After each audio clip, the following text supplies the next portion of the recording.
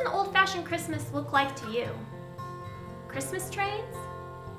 Big, colorful light bulbs? Santa Claus talking on an old-timey phone? Well, how about tri-corner hats? My name is Jennifer Shara, and I'm the Program and Design Coordinator here at the Homestead Museum. There aren't too many widespread cultural traditions where we know exactly where they started, but the tradition of sending Christmas cards is actually one of them. In 1843, Sir Henry Cole, an inventive Englishman, commissioned artist John Calcott Horsley to design for him the very first Christmas card. They say this was because Sir Henry was too busy to answer all of the letters that he received around the holidays each year. The card he requested said simply, "A Merry Christmas and a Happy New Year to you," and had room to personalize with things like the recipient's name. Soon others recognized the genius and practicality of sending something with a large image and a small writing space. And with that, Christmas cards began to spread throughout England, Europe, and the United States. The picture on the card might look old-fashioned to us, but to Sir Henry, it was actually a contemporary scene of a modern Victorian family gathered for a festive meal.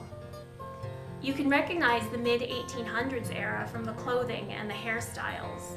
Those curls, they are very 1840s chic. When card makers like the famed Prang Lithographic Factory started producing cards in the United States in the 1870s, they sometimes followed Sir Henry's lead and showed scenes of contemporary Christmases.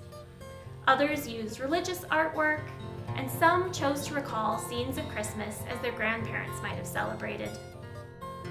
This was a contemporary Christmas. This was an old-fashioned Christmas. Contemporary, old. What was new then is old to us now, and what was charmingly nostalgic to their eye is now just sort of strange looking.